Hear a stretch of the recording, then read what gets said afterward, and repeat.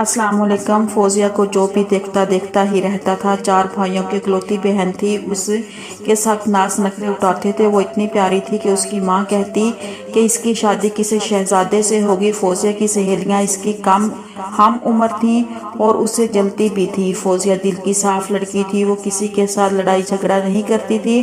फौजिया की माँ ने कहा, शकूरा खाला आई है, दुपट्टा ओढ़ कर आना। शकूरा खाला के साथ एक खातून और एक लड़की भी मौजूद थी। फौजिया सलाम करके अपनी माँ के साथ सोफे पर बैठ गई। वो औरत लड़की फौजिया को देख रही थी। थोड़ी देर के बाद माँ ने फौजिया को जाने का इशारा किया। वो माजरत करते हुए कमरे से बाहर आ गई। फौजिया को देखने वाली ये चौथी फैमिली आई थी। फौजिया की माँ चाहती थी कि जल्द ही फौजिया को कोई अच्छा रिश्ता मिल जाए और वो अपने घर चली जाए। शकूरा खाला ने कहा, बहुत अच्छी फैमिली है, लड़का अच्छी नौकरी करता है। वो जाते हुए फौजिया को पसंद करके वो लड़के का इंतजार कर रहे थे। वो क्या चाहता है? लड़के का नाम रिफाकत था। उसने फौजिया की तस्वीर देखकर कबूल कर लिया। रिफाकत बहुत खुश था। जब फौजिया के घर वालों ने बहुत सारा जहेज दिया, फौजिया के महल्ले वाले बारात देखकर कह रहे थे, ऐसा लगता है जैसे कोई शहजादा फौजिया को लेने आया है। जब फौजिया दुल्हन बनी तो क़यामत आ रही थी। जब फौजिया रुखसत हुई तो घर सूना हो गया। सुर्ख रंग के फ्राक में फौजिया परी लग रही थी। फौजिया रफाकत के घर आई तो रफाकत कहने लगा, मुझे समझ नहीं आती लड़कियां इतना मेकअप, इतना जेवर क्यों पहनती हैं। फौजिया उसी वक्त वॉशरूम में गई और अपना मुंह धोकर आ गई। फौजिया ने अपना सारा जेवर उतार कर डब्बे में पैक कर दिया। रफाकत बहुत गुस्से से फौजिया के साथ बात करने लगा। रफाकत अपने मोबाइल में मसरूफ हो गया और फौजिया भी सो गई। रफाकत को एहसास भी नहीं था कि वो मेरी दुल्हन है और आज रात शादी की पहली रात है। सुबह जब रफाकत उठा तो वो सहन में जाकर अपने भतीजियों के साथ गपशप में मसरूफ हो गया। सास और ससुर कहने लगे, बहुत खूबसूरत है लेकिन नखरे वाली। थोड़ी देर बाद रफाकत ने आवाज दी, अंदर आ जाओ, मुझे कोई बात करनी है। रफाकत ने कहा, तुम इतना ज्यादा मेकअप नहीं करोगी और परफ्यूम भी नहीं लगाया करोगी। फौजिया ने यह सोचकर इस शहजादे के लिए मुझे सब कुछ छोड़ना पड़ेगा।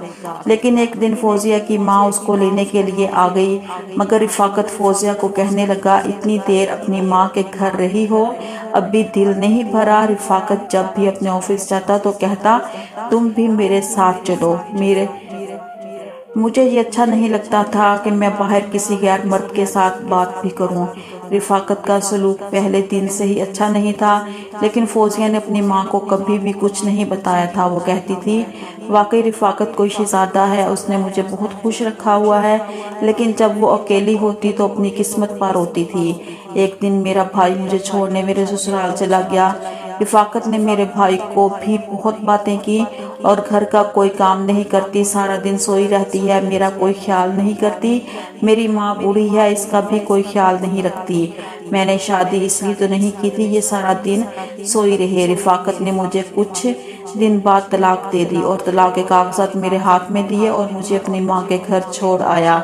मेरी सहेलियां भी मुझ पर बातें करने लगी कि इतना गुरूर करती थी तुम अपने हुस्न पर, लेकिन इतने हुस्न का क्या फायदा, तुमको तुम्हारे शोहर ने तलाक देकर घर भेज दिया। तलाक का दाग बहुत बुरा था। मुझे तरह तरह की बातें सुनने पड़ी थी। 2 साल हो गए थे मुझे मेरे मामू के घर पर रहते हुए। अपने माँ बाप के घर कभी नहीं गई, क्योंकि मैं जब भी वहाँ जाती तो मुझे अपने पुराने दिन याद आते।